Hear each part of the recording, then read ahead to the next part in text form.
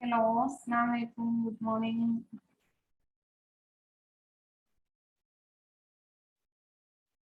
Good afternoon ആയില്ലേ? Hello, കേൾക്കുവോ? കേൾക്കുന്നുണ്ടോ?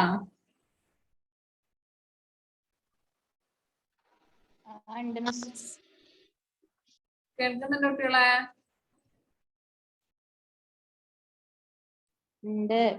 ആ, ഇവിടെ നല്ല മഴയാണ്, അതാ ഞാൻ കേൾക്കുന്നുണ്ടോ എന്ന് ഒച്ചത്തിൽ ചോദിക്കുന്നത്.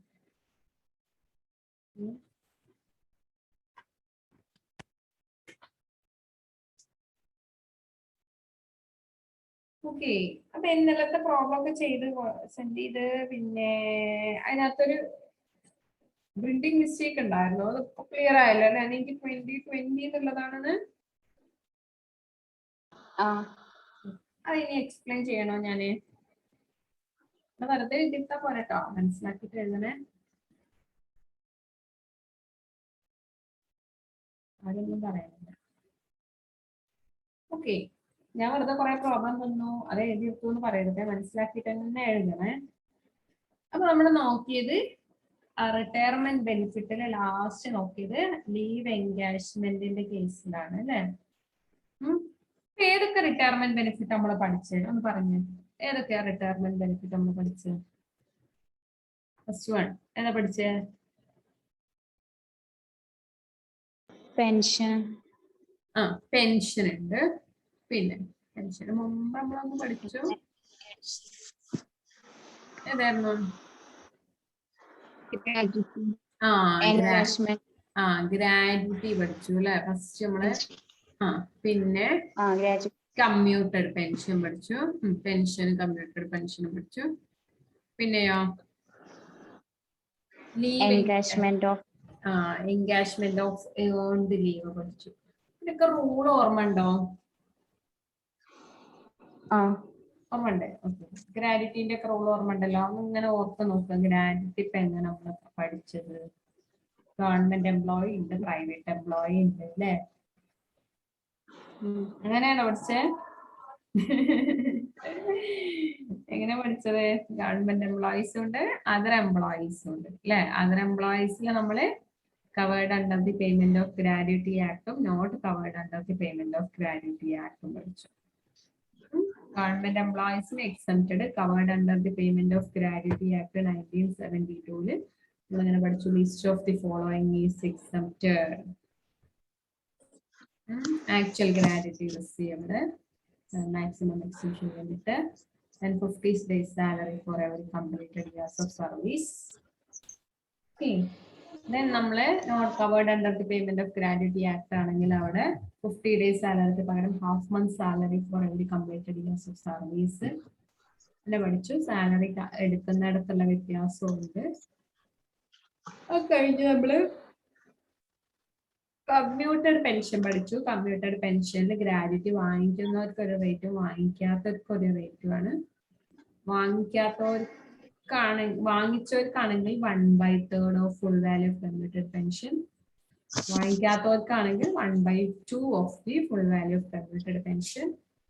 ഓക്കെ, പിന്നെയോ അത് കഴിഞ്ഞ് നമ്മള് ലീവ് എൻഗേജ്മെന്റ് പഠിച്ചു അല്ലെ. ലീവ് എൻഗേജ്മെന്റിന്റെ കേസിൽ നമ്മൾ എന്താ പറഞ്ഞത്, എത്രയാണോ ബാക്കിയുള്ള ലീവ് അതിനെ അടിസ്ഥാനപ്പെടുത്തിയിട്ടാണ് actual amount received, maximum exemption limit 3 lakh. പിന്നെയോ leaved for cash leaved amount for amount cash equivalent of leave due. Then next പിന്നെ 10 months ആവറേജ് സാലറി. ഇങ്ങനെ നമ്മൾ എടുക്കും. ഇതിലെ ലീസ്റ്റ് എമൗണ്ട് എക്സംഷൻ. അപ്പൊ ഇങ്ങനെ ഇടക്കിടക്ക് എടുത്ത് പറഞ്ഞു നോക്കണം, അല്ലെങ്കിൽ ഇതൊക്കെ മറന്നു പോകും. അപ്പൊ പരീക്ഷക്ക് നോക്കാന്ന് കരുതിയാൽ പരീക്ഷക്ക് നിങ്ങൾ 1 മാസം ഇരുന്ന് പഠിച്ചാൽ എവിടെ എത്തില്ല. അപ്പൊ അതിങ്ങനെ ഇടക്കിടക്കിടക്കെടുത്ത് ഇങ്ങനെ മറിച്ച് നോക്കിയിട്ട് ഇങ്ങനെ പറഞ്ഞു നോക്കുക. അത് കേട്ടോ. ഓക്കെ, കാരണം അതിന്റെ തിയറി ആയിട്ടും ചോദിക്കാം, അല്ലെങ്കിൽ പ്രോബ്ലം ആയിട്ടും ചോദിക്കാം. അപ്പൊ അടുത്തതാണ് നമ്മൾ നോക്കുന്നത് compensation for retrenchment. Compensation for retrenchment section 10(10)B ആണ്. എന്താണ് റീട്രെഞ്ച്മെന്റ് എന്ന് പറഞ്ഞാൽ? നിങ്ങൾ കേട്ടിട്ടുണ്ടോ ഇങ്ങനെ ഒരു ടേം റീട്രെഞ്ച്മെന്റ്? കേട്ടിട്ടുണ്ടോ? കേട്ടിട്ടുണ്ടോ കുട്ടികളെ? പറഞ്ഞോ, നിങ്ങൾ പറഞ്ഞോളൂ, ബസ് പറഞ്ഞോളൂ. എന്താ റീട്രെഞ്ച്മെന്റ് എന്ന് പറഞ്ഞാല്? ഒരാളെ ജോലിയിൽ നിന്ന് തിരിച്ചു വിടുന്നതിനെയാണ് നമ്മൾ റീട്രെഞ്ച്മെന്റ് എന്ന് പറയുന്നത്. അതായത് അയാളുടെ റിട്ടയർമെന്റ് ഏജ് എത്തുന്നതിന് മുമ്പ് തന്നെ പിരിച്ചുവിടാം. നമുക്കറിയാലേ, ഇപ്പം സൗദിയിലൊക്കെ കുറെ ആളുകളുടെ ജോലി അവരുടെ ഒരു എന്തൊക്കെ പറഞ്ഞു ഇതാക്കാന്നൊക്കെ പറഞ്ഞ ഓരോ കാരണങ്ങൾ കൊണ്ട് കുറെ ആളുകളുടെ ജോലി പോയി. പിന്നെ അവിടെ പറയുന്നത് നമ്മുടെ ചില ഇവിടെ തന്നെ കോവിഡ് കാരണം കുറെ ആളുകളുടെ ജോലിയൊക്കെ പോയത് കിട്ടുന്നു. അപ്പോൾ ഒരാൾക്ക് ശരിക്കും ഒരു 55 വയസ്സ് വരെയൊക്കെയാണ് ജോലി ചെയ്യാനുള്ള പ്രായമെങ്കിൽ അതൊന്നും എത്തുന്നതിന്റെ മുമ്പ് തന്നെ അവര് ജോലിയിൽ നിന്ന് പിരിച്ചു വിടുക. കാരണം എന്ന് പറയുന്നത് അവിടെ അത്രയും എന്താണ് പ്രൊഡക്ഷൻ നടക്കുന്നില്ല എന്ന് വിചാരിക്കും. ഇപ്പോൾ കൺസേൺ അത്രയും പ്രൊഡക്ഷൻ ഒന്നും നടക്കുന്നില്ല, ബിസിനസ് ഒന്നും നല്ല രീതിയിലല്ല എന്നുണ്ടെങ്കിൽ നിലവിലുള്ള ആളുകളെ പിരിച്ചു വിട്ടിട്ട്, കുറച്ച് ആളുകളൊക്കെ പിരിച്ചു വിട്ടിട്ട് ആ ബിസിനസ് നല്ല രീതിയിൽ മുന്നോട്ട് കൊണ്ടുപോകാൻ വേണ്ടിയിട്ട് കുറേ ജോലിക്കാരുണ്ട്. അവർക്ക് എല്ലാവർക്കും കൂടെ അവിടെ ജോലി ഇല്ലെങ്കിൽ എന്ത് ചെയ്യാം, കുറച്ച് ആളുകളൊക്കെ പിരിച്ചിട്ട് ബാക്കിയുള്ളവരെ വെച്ചിട്ട് ജോലി ചെയ്യും.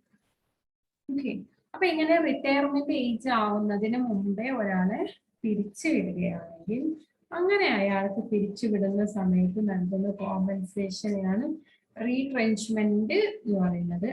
റീട്രെഞ്ച്മെന്റ് എന്ന് പറയുന്നത് അയാൾക്ക് നൽകുന്ന കോമ്പൻസേഷൻ ആണ് റീട്രെഞ്ച്മെന്റ് കോമ്പൻസേഷൻ എന്ന് പറയുന്നത്.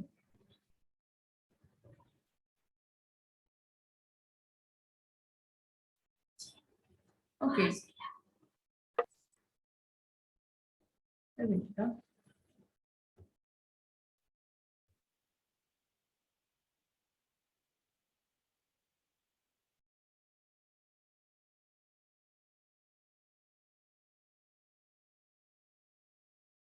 ഓക്കെ. അപ്പൊ റിട്രെഞ്ച്മെന്റ് എന്താന്ന് മനസ്സിലായല്ലോ? ഒരാളെ റിട്ടയർമെന്റ് ഏജ് ആവുന്നതിന്റെ മുമ്പ് തന്നെ അയാളെ പിരിച്ചുവിടുക. നമുക്ക് എന്താ റിട്രെഞ്ച്മെന്റ് എന്നൊന്നും പഠിക്കാനില്ല കേട്ടോ, ജസ്റ്റ് പറഞ്ഞു തന്നേയുള്ളൂ. അങ്ങനെ അയാൾക്ക് ആ സമയത്ത് നൽകുന്ന കോമ്പൻസേഷൻ എങ്ങനെയാണെന്നുള്ളതാണ് നോക്കുന്നത്. ഓക്കെ, അപ്പം അതിനകത്ത് നമ്മൾ കുറെ കണ്ടീഷൻസ് ഒക്കെ പറഞ്ഞിട്ടാണ് പറയുന്നത് എത്രയാണ് അയാൾക്ക് കിട്ടുന്ന എക്സംഷൻ എന്നൊക്കെ. നോക്കൂ, retrenchment compensation received by an SC at the time of his retrenchment shall be exempted to the least of the following. താഴെ പറയുന്നതിലെ ലീസ്റ്റ് എമൗണ്ടിനാണ് എക്സംഷൻ കിട്ടുക. ഒന്നെങ്കിൽ ആക്ച്വൽ എമൗണ്ട് റിസീവ്ഡ്. ഇവിടെ നമ്മൾ ഗവൺമെന്റ് എംപ്ലോയി പ്രൈവറ്റ് എംപ്ലോയി എന്നൊന്നും പറയുന്നില്ല കേട്ടോ. Actual amount received 50 days average pay for every completed years of service or parked there in excess of 6 months. അപ്പൊ എന്താ പറയുന്നത് 15 days average pay for every completed years of service. അല്ലെ അയാൾ എത്ര വർഷം ജോലി ചെയ്തോ അതിനെ അടിസ്ഥാനപ്പെടുത്തിയിട്ട് 50 days average pay. അപ്പൊ നമ്മള് ഇപ്പം അയാള് പാർട്ട് ഓഫ് ദി മന്ത് ഉണ്ടെന്ന് വിചാരിക്കാം 34 വർഷവും 7 മാസമാണ് ജോലി ചെയ്തെന്നുണ്ടെങ്കിൽ അപ്പൊ അവിടെ ആ 7 മാസം എന്നുള്ളത് നമ്മളൊരു വർഷമായിട്ട് എടുക്കണം. 6 മാസത്തിൽ കൂടുതൽ ഉണ്ടെങ്കിൽ അതിനൊരു വർഷമായി എടുത്തുകൊണ്ട് 50 days average pay. Okay into every completed years of service. ഇപ്പൊ സുഖാണത് 50 days average pay into number of years of service ആണ് എടുക്കുന്നത്. ഇവിടെ നമ്മുടെ മാക്സിമം എക്സംഷൻ ലിമിറ്റ് പറയുന്നത് 5 lakh ആണ്. ഓക്കെ അപ്പം ഇങ്ങനെയാണ് നമ്മൾ റീട്രെഞ്ച്മെന്റ് കോമ്പൻസേഷന്റെ എമൗണ്ട് കണ്ടുപിടിക്കുന്നത്. Actual amount received 50 days average pay for every completed years of service or part there in excess of 6 months, maximum limit 5 lakh. ഇനി ഇവിടെ നോക്കേണ്ട ഒരു കാര്യം സാലറി ആണ് ഒരാൾക്ക് കിട്ടുന്നത്. ഓരോ മാസത്തിലാണ് അയാൾക്ക് സാലറി കിട്ടുന്നതെങ്കിൽ average salary is calculated on the basis of salaries last 3 calendar months. അല്ലെ മാസം മാസം സാലറി കിട്ടുന്ന ആളാണെങ്കിൽ ഇപ്പൊ ഇവിടെ നമ്മൾ 50 days average pay എന്ന് പറഞ്ഞില്ലേ, അപ്പൊ അവിടെ ആവറേജ് പേ എടുക്കുന്നത് കഴിഞ്ഞ 3 മാസത്തെ, അതായത് കഴിഞ്ഞ മീൻസ് റിട്രെഞ്ച്മെന്റ് ഇത് തൊട്ട് മുമ്പേയുള്ള 3 മാസത്തെ സാലറിനെ ബേസ് ചെയ്തിട്ടാണ്. ആ 3 മാസത്തെ സാലറിയുടെ ആവറേജ് ആണ് നമ്മൾ എടുക്കേണ്ടത്. കഴിഞ്ഞ ഇതിൽ നമ്മൾ 10 മാസത്തെ എടുത്തില്ലേ, അതുപോലെ ഇവിടെ 3 മാസത്തെയാണ് എടുക്കുന്നത്. ഇനി അതേസമയം അയാൾക്ക് വീക്ക്ലി വേജ് ആണ് കിട്ടുന്നതെങ്കിലോ, വീക്ക്ലി ബേസിലാണ് വേജ് കിട്ടുന്നതെങ്കിൽ average salary is calculated on the basis of wages of last 4 completed weeks. അല്ലെ കഴിഞ്ഞ 4 ആഴ്ചയായിട്ട് അയാൾക്ക് കിട്ടിയ സാലറി ഉണ്ടാവുമല്ലോ, അതിന്റെ ആവറേജ് ആണ്. അപ്പൊ മന്ത്ലി ബേസിലാണെങ്കിൽ കഴിഞ്ഞ 3 മാസത്തെ സാലറിയുടെ ആവറേജ് എടുക്കണം. അതേസമയം വീക്ക്ലി ബേസിസിലാണ് അയാൾക്ക് സാലറി കിട്ടുന്നതെങ്കിൽ പിന്നെ അയാളുടെ കഴിഞ്ഞ 4 കംപ്ലീറ്റഡ് വീക്സിലെ സാലറിനെ ബേസ് ചെയ്തു. കംപ്ലീറ്റഡ് വീക്ക് എന്ന് പറയുമ്പോൾ ചിലപ്പോൾ ഇടക്ക് വെച്ചിട്ടാകും. ഒരു വീക്കിന് ഇപ്പൊ ബുധനാഴ്ചയൊക്കെയാണ് ഒരാള് റിട്ടയർ ചെയ്യുന്നുണ്ടെങ്കിൽ അപ്പൊ നമുക്കത് ആ ഒരു വീക്ക് ഫുള്ള് കിട്ടിയില്ല അല്ലെ. അപ്പൊ അങ്ങനെ ഒരു കംപ്ലീറ്റഡ് വീക്കിന്റെ ബേസ് ചെയ്തിട്ടാണ് എടുക്കുക കേട്ടോ. അപ്പൊ അതിന്റെ ഒരുപാട് കാൽക്കുലേഷൻസും നമുക്ക് വരുന്നില്ല. എക്സാമ്പിൾ ഒക്കെ ചെയ്ത് നോക്കിയിട്ട് ഒന്നും അങ്ങനെ പ്രോബ്ലം വരാറില്ല. അതുകൊണ്ട് നമുക്ക് അതിന്റെ ഒരു എക്സാമ്പിൾ ഒക്കെ നോക്കിയിട്ട് അങ്ങനെ ഓക്കെ. ഇനി അതേസമയം ഡെയിലി വേജ് ആണ് കിട്ടുന്നതെന്നുണ്ടെങ്കിൽ, ഡെയിലി വേജ് ആണ് കിട്ടുന്നതെന്നുണ്ടെങ്കിൽ average salary is calculated on the basis of the wages of last 12 working days. കഴിഞ്ഞ 12 ദിവസത്തെ ഫുൾ വർക്കിംഗ് ഡേയ്സിൽ അയാൾക്ക് കിട്ടിയിട്ടുള്ള വേജ് ഉണ്ടാവുമല്ലോ, അതിന്റെ ആവറേജ് ആണ് എടുക്കുന്നത്. എങ്ങനെ കഴിഞ്ഞ 12 ദിവസം ആവറേജ് കണ്ടുപിടിക്കുക, 12 ദിവസത്തെ വേജുമായിട്ട് ആഡ് ചെയ്യുക, ഡിവൈഡഡ് ബൈ 12 ചെയ്ത് കഴിഞ്ഞാൽ നമുക്ക് ആവറേജ് കിട്ടൂല്ലേ. അപ്പം ഇങ്ങനെയാണ് നമ്മൾ ആവറേജ് സാലറി എടുക്കേണ്ടത്. അപ്പൊ ഒന്നുകൂടെ പറഞ്ഞുതരാം. ആവറേജ് സാലറി കാൽക്കുലേറ്റ് ചെയ്യുന്ന സമയത്ത് മന്ത്ലി സാലറി വാങ്ങിക്കുന്ന ആളുകളാണെന്നുണ്ടെങ്കിൽ കഴിഞ്ഞ 3 മാസത്തെ സാലറിയുടെ ആവറേജ് ആണ് എടുക്കേണ്ടത്. അപ്പൊ നമ്മൾ ഈ രണ്ടാമത്തെ കണ്ടീഷനിലേക്ക് വേണ്ടിയിട്ടാണ് ഇത് ചെയ്യുന്നത് കേട്ടോ. ഇനി അതേസമയം വീക്ക്ലി വേജ് ആണ് വാങ്ങിക്കുന്നതെങ്കിൽ കഴിഞ്ഞ 4 ആഴ്ചകളിൽ അത് കംപ്ലീറ്റഡ് ആയിട്ടാണ് എടുക്കേണ്ടത്. കംപ്ലീറ്റ് ചെയ്ത് കഴിഞ്ഞ 4 കംപ്ലീറ്റഡ് വീക്കിലെ ആവറേജ് സാലറിനെ ബേസ് ചെയ്തിട്ടാണ് എടുക്കേണ്ടത്. അതേസമയം നമ്മള് ഡെയിലി ബേസിൽ വേജ് വാങ്ങിക്കുന്ന ആളുകളാണെങ്കിൽ കഴിഞ്ഞ 12 ദിവസത്തെ വേജിന്റെ ആവറേജ് ആണ് എടുക്കേണ്ടത്. ക്ലിയർ ആയോ? അത് ക്ലിയർ ആയോ? ഞാൻ തിയറി പാർട്ട് പറഞ്ഞത് ക്ലിയർ ആയോ നമുക്ക്? ഓക്കെ ആണ്. അപ്പൊ ഒന്നുകൂടെ ഓക്കെ, റീട്രെഞ്ച്മെന്റ് കോമ്പൻസേഷനിൽ 3 എമൗണ്ടുകളാണുള്ളത്. ഒന്ന് actual received, maximum exemption 5 lakh, പിന്നെ 50 days average pay for every completed years of service or part there in excess of 6 months. Okay, അപ്പൊ അത് ഇങ്ങനെ പഠിച്ചിട്ട് എങ്ങനെ ചെയ്താൽ 50 days salary into completed years of service including month. Including month എന്ന് പറയുമ്പോൾ 6 മന്തിൽ കൂടുതൽ ഉണ്ടെങ്കിൽ മാത്രം നമ്മൾ ഒരു വർഷമായിട്ട് എടുക്കണം എന്നുള്ളത് ഓർമ്മ വേണം. അപ്പൊ ആവറേജ് സാലറി കാൽക്കുലേറ്റ് ചെയ്യുമ്പോൾ ശ്രദ്ധിക്കേണ്ടത് മന്ത്ലി സാലറി കിട്ടുന്ന ആളാണെങ്കിൽ 3 മാസത്തെ സാലറിയുടെ ആവറേജ്, വീക്കിലി കിട്ടുന്നതാണെങ്കിൽ 4 വീക്കിലെ ആവറേജ് സാലറി, ഡെയിലി കിട്ടുന്ന ആളാണെങ്കിൽ 12 ദിവസത്തെ സാലറിയുടെ ആവറേജ്. മനസ്സിലായോ? അപ്പൊ നമുക്ക് അതിനെ ബേസ് ചെയ്തിട്ട് ഒരു ക്വസ്റ്റ്യൻ ചെയ്ത് നോക്കാം.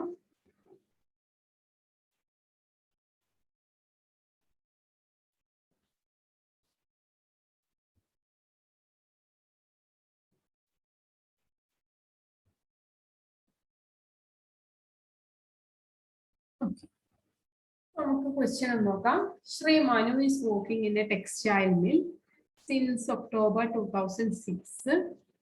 He is getting 24,000 per month as salary and 20% as DA since January 2017.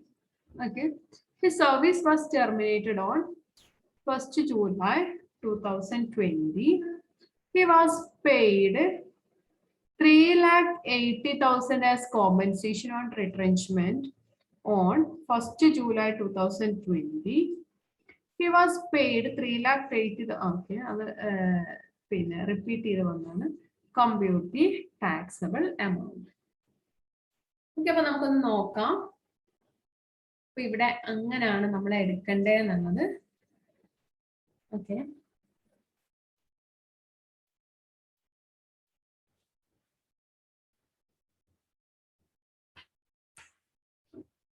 Question എന്താ തന്നിരിക്കുന്നത്?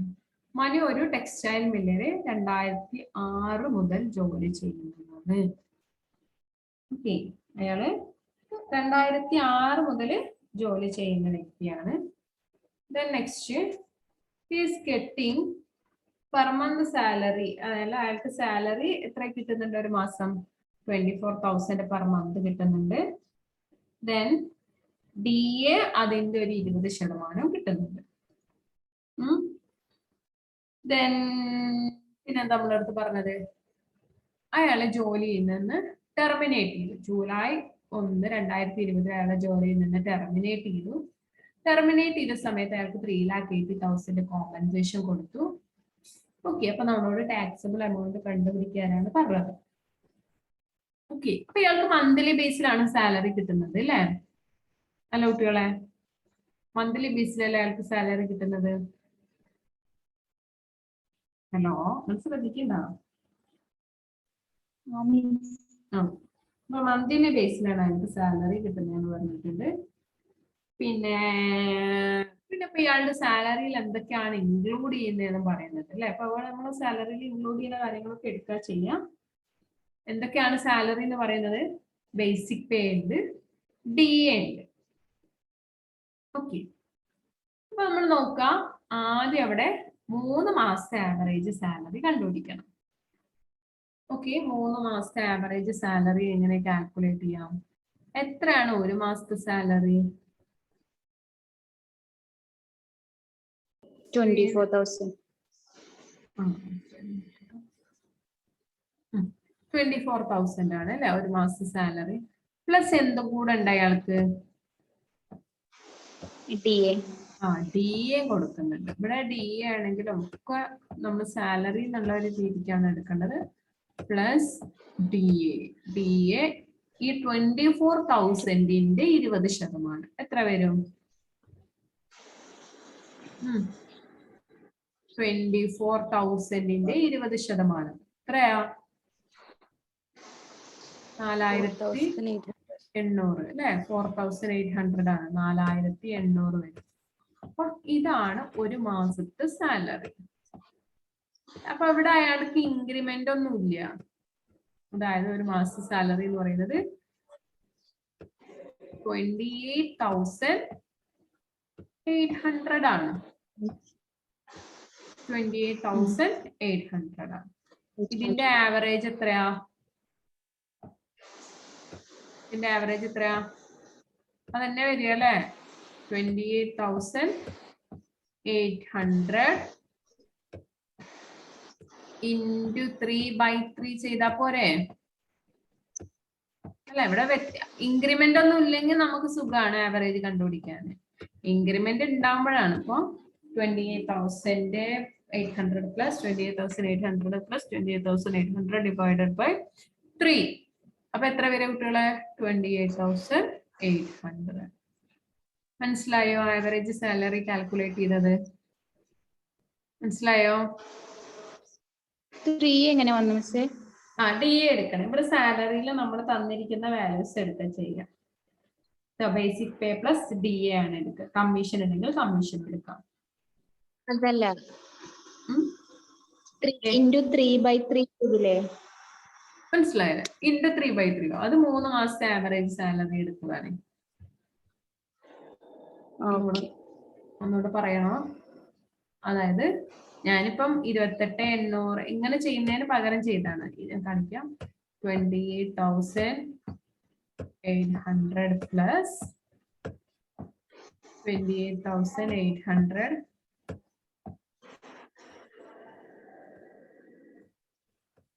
പ്ലസ്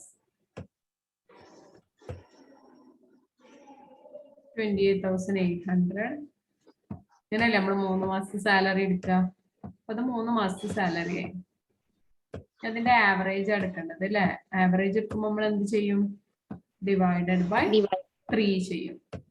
അതിന് പകരം 28,800 into 3/3 കൊടുക്കും. ഓക്കെ. അപ്പൊ നമ്മൾ അവിടെ ആവറേജ് സാലറി കണ്ടുപിടിക്കണം ആദ്യം. അപ്പൊ നമുക്ക് 28,800 കിട്ടി. ഇനി നമ്മൾ 1 by 1 ആയിട്ട് നോക്കാം. ആക്ച്വൽ എമൗണ്ട് റിസീവ്ഡ് തന്നിട്ടുണ്ട് അല്ലെ? ആക്ച്വൽ എമൗണ്ട് റിസീവ്ഡ് 3,80,000 എന്ന് ക്വസ്റ്റ്യനിൽ തന്നിട്ടുണ്ടാവും. Then 50 days average salary for every completed years of service. അപ്പൊ നമ്മൾ നോക്കണം 50 days എന്ന് പറയുമ്പോൾ 1/2 പകുതിയാണ് എടുത്തത് അല്ലെ? 50 days salary for every completed years of service എന്ന് പറയുമ്പോൾ നമ്മൾ 1/2 മാസത്തെ, അതാണ് 50 days കൊണ്ട് ഉദ്ദേശിക്കുന്നത്. അതിന്റെ പകുതി, ഒരു മാസം എന്നുള്ള നമ്മൾ 30 ദിവസം എടുത്തു, അപ്പൊ അതിന്റെ പകുതി. ഓക്കെ. 15 divided by 30 അതാണ് ഉദ്ദേശിച്ചത്. 15 divided by 30 1/2. മനസ്സിലായല്ലോ? ഓക്കെ. അങ്ങനെ കൊടുത്താലും മതി കേട്ടോ. 15 divided by 30 എന്ന് പറഞ്ഞു കൊടുത്താലും മതി. 1/2 into അയാളുടെ ആവറേജ് സാലറി 3,80,000. ആവറേജ് സാലറി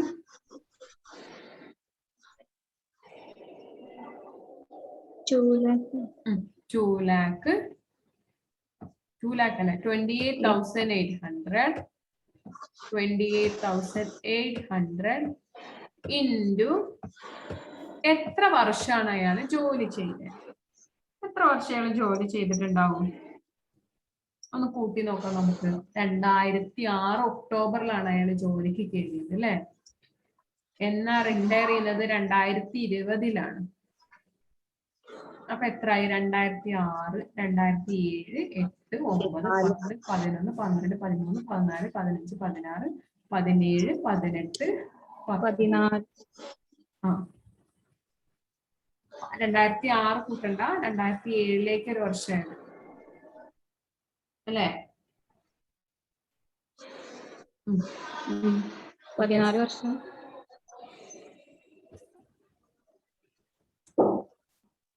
അപ്പൊ മന്ത് നോക്കണം കേട്ടോ. ഒക്ടോബറിലാണ്. അത് നോക്കാം. 7, 8, 9, 10, 11, 12, 13, 14, 15, 16, then 17, 18, 19.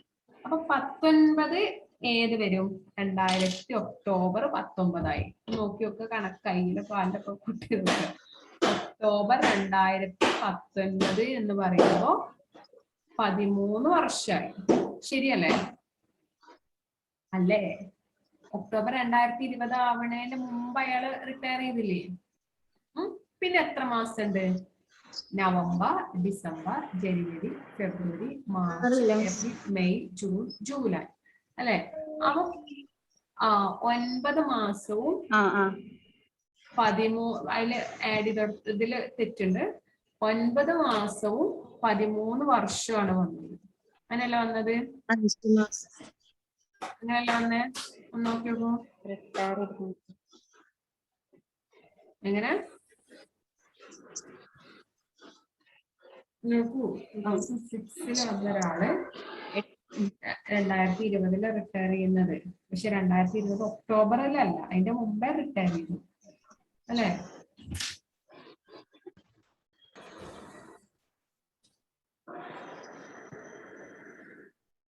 ഹലോ, അതിനിടക്ക് കട്ടായി പോയത് കേൾക്കുന്നുണ്ടോ? അപ്പൊ ഇവിടെ എത്ര ആയി? 13 വർഷവും പിന്നെ ബാക്കി മാസങ്ങളാണ് വന്നത് അല്ലെ? നവംബർ, ഡിസംബർ, ജനുവരി, ഫെബ്രുവരി, March, April, May, June, July അല്ലെ? ഏകദേശം 9 മാസം, അതായത് 14 വർഷമാണ്. എത്ര? എന്താ പറഞ്ഞ? July 1 retire. ജൂലൈ 1 എന്തായാലും 6 മാസത്തിൽ കൂടുതലായി അല്ലെ? 8 മാസം. 13 വർഷം 8 മാസമല്ലേ വന്നത്? 6 മാസത്തിൽ കൂടുതലുണ്ടോ? ഓക്കെ.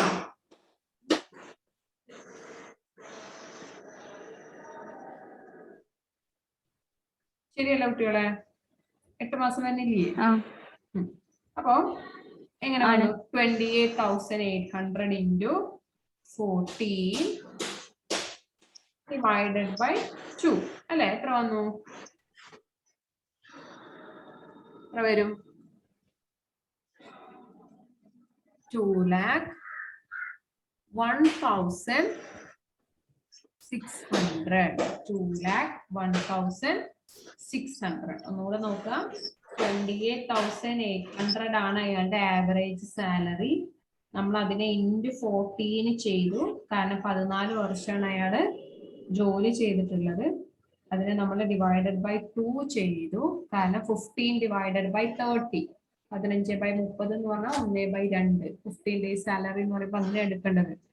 ഓക്കെ, അപ്പൊ 2,01,600. മനസ്സിലായോ? പിന്നെ മാക്സിമം എക്സംഷൻ ലിമിറ്റ് നമുക്കറിയാം 5 lakh ആണ്. അപ്പൊ അതിലെ ലീസ്റ്റ് എമൗണ്ട് ആണ് എക്സംപ്റ്റഡ്. ലീസ്റ്റ് എമൗണ്ട് ഇവിടെ വന്നത് എത്രയാ?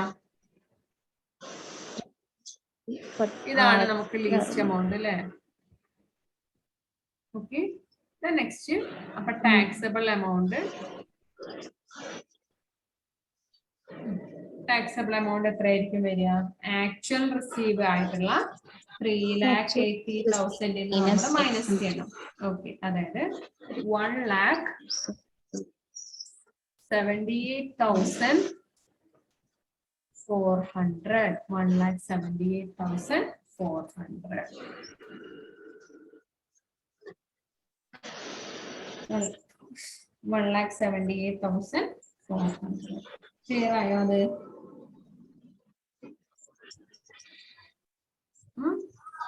ക്ലിയർ ആയിട്ടുണ്ടോ? കുറെ ആളുകൾ മിണ്ടണില്ല, കുറെ ആളുകൾ കേൾക്കണില്ല. ലാസ്റ്റ് പീരീഡ് ആവണമെന്ന് കുറെ ആളുകള് ക്ലാസ്സുകൾ തന്നെ അറ്റൻഡ് ചെയ്യുന്നില്ല. ഓക്കെ, അപ്പൊ എന്താണ് റീട്രെഞ്ച്മെന്റ് കോമ്പൻസേഷൻ? എങ്ങനെയാണ് നമ്മൾ അതിന്റെ കാൽക്കുലേഷൻസ് ചെയ്യുന്നത്? പറഞ്ഞല്ലോ, റീട്രെഞ്ച്മെന്റ് കോമ്പൻസേഷൻ അങ്ങനെ നമുക്ക് പ്രോബ്ലം ആയിട്ടൊന്നും വരാറില്ല. ഓക്കെ, നമ്മളത് അതിന്റെ ഒന്ന് ജസ്റ്റ് ഒന്ന് പഠിച്ചു വെക്കുക. കൂടുതൽ നമുക്ക് ഗ്രാജുവിറ്റി, കമ്മ്യൂട്ടഡ് പെൻഷനും ലീവ് ഒക്കെയാണ് വരാറുള്ളത്.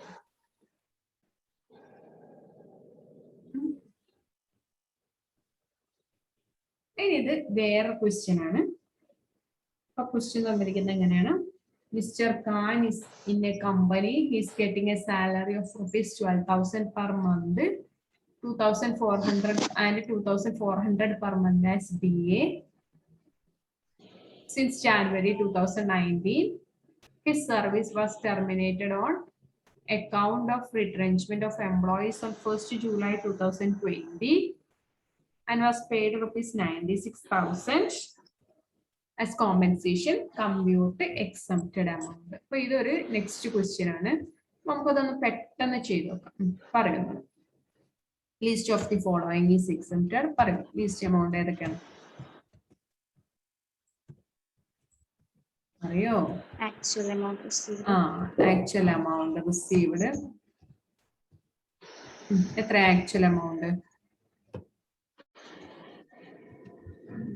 96. ആക്ച്വൽ എമൗണ്ട് റിസീവ് നമുക്ക് ക്വസ്റ്റ്യനിൽ തന്നിട്ടുണ്ട് അല്ലേ? അതായത് 96,000 ആണ്. 96,000. ഓക്കെ, 96,000. നെക്സ്റ്റ് പിന്നെന്താണ്? 50 days സാലറി അല്ലെങ്കിൽ half month salary. Salary into പിന്നെ പഠിച്ചാലും മതി കേട്ടോ. Completed years of service. എത്ര വർഷമാണ് അയാൾ ജോലി ചെയ്തത്? ഓക്കെ, അപ്പൊ എങ്ങനെ എടുക്കുക? 12,000 plus 2,400. 12,000 plus 2,400, അതായത് 14,400 അല്ലേ? അതിന്റെ ആവറേജ് 14,400 തന്നെയല്ലേ വരിക? അവിടെ ഇൻക്രിമെന്റ് ഒന്നും ഇല്ലല്ലോ. ഇല്ല. നമ്മൾ നോക്കേണ്ട ആവശ്യമില്ലല്ലോ. അങ്ങനെ തന്നെ നിങ്ങൾക്ക് കിട്ടുമല്ലോ. 14,400 ആണ്. Then 1/2 into 14,400 into എത്ര വർഷം അയാൾ ജോലി ചെയ്തിട്ടുണ്ടാവും? ഒക്ടോബർ 2006 അയാള് എന്താണ് ഇപ്പൊ അയാള് ജോലിക്ക് വന്നില്ലേ? ഓക്കെ, ജോലിക്ക് വന്ന ഒരു ഡേറ്റ് തന്നിട്ടില്ല അല്ലേ? തന്നിട്ടില്ല. Okay, computer he joined on 1st October ഏതെങ്കിലും ഡേറ്റ് കൊടുക്കാം അല്ലെ? 1st October 2006. 2006 അയാൾ ജോലിക്ക് വന്നത്. എത്ര വർഷമായിട്ടുണ്ടാവും? 2006 നമ്മൾ നേരത്തെ നോക്കിയതാണ് അല്ലെ? 1st October 2006 വന്ന ആള് എത്ര വർഷമായിട്ടുണ്ടാവും? ഒക്ടോബർ 2019 ആവുമ്പത്തേക്ക് 13 വർഷമാവുമല്ലോ. അല്ല കുട്ടികളെ, ഒക്ടോബർ 2013 ആവുമ്പത്തേക്ക് 13 വർഷമായി. പിന്നെ നവംബർ ഡിസംബർ റിട്ടയർ ചെയ്ത ഡേറ്റ് ആണ് നമുക്ക് ഗെറ്റിംഗ് 2000 തന്നിരിക്കുന്നത്. ജൂലൈ തന്നിരിക്കുന്നത്. അപ്പൊ എത്ര വർഷമായി? ഒക്ടോബർ ആണ്. 13 വർഷം.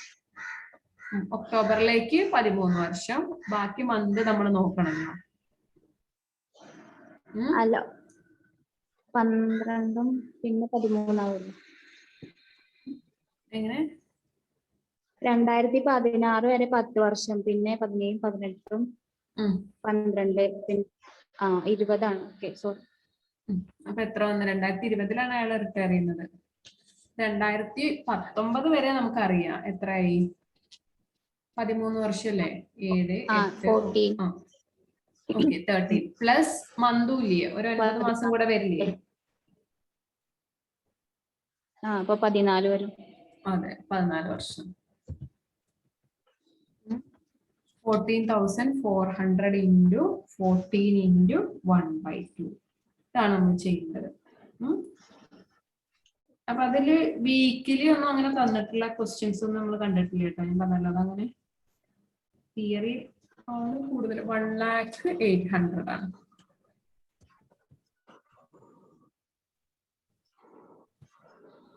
$1,08,000. അപ്പൊ ലീസ്റ്റ് എമൗണ്ട് അറിയാലോ.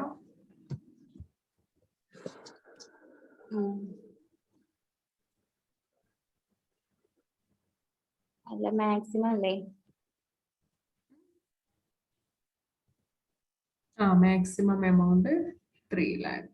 Sorry, 5 lakh. Maximum 5 lakh. അപ്പൊ ലീസ്റ്റ് എമൗണ്ട് ഇത് കിട്ടി. അപ്പൊ ടാക്സബിൾ എമൗണ്ട് എന്തായിരിക്കും? 96,000. ലീസ്റ്റ് എമൗണ്ട് എഴുതിയാ തെറ്റിപ്പോയോ?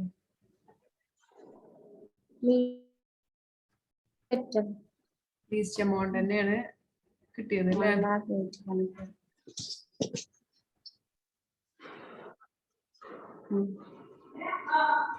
ടാക്സബിൾ എമൗണ്ട് 0 അല്ല വരിക.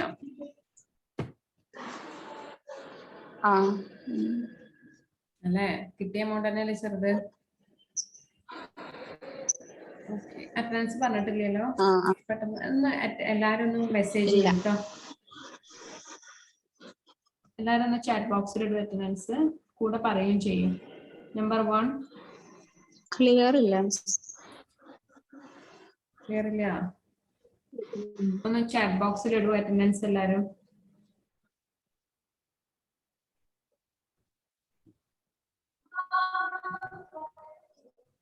ചാറ്റ് ബോക്സിൽ ഇടും അറ്റൻഡൻസ്.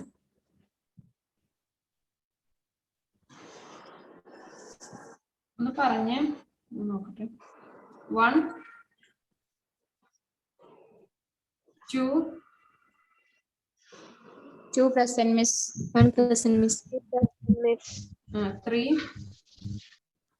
3 present miss.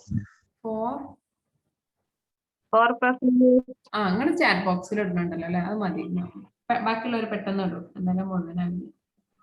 പെട്ടെന്ന് ചാറ്റ് ബോക്സിൽ ഇട്ടോളൂ.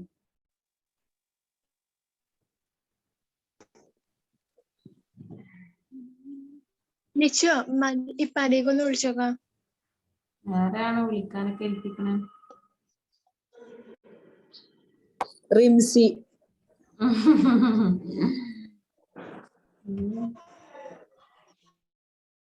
മെസ്സേജ് ചെയ്തോ അപ്പൊ എല്ലാരും? ചെയ്യട്ടോ. 24, 20, 25.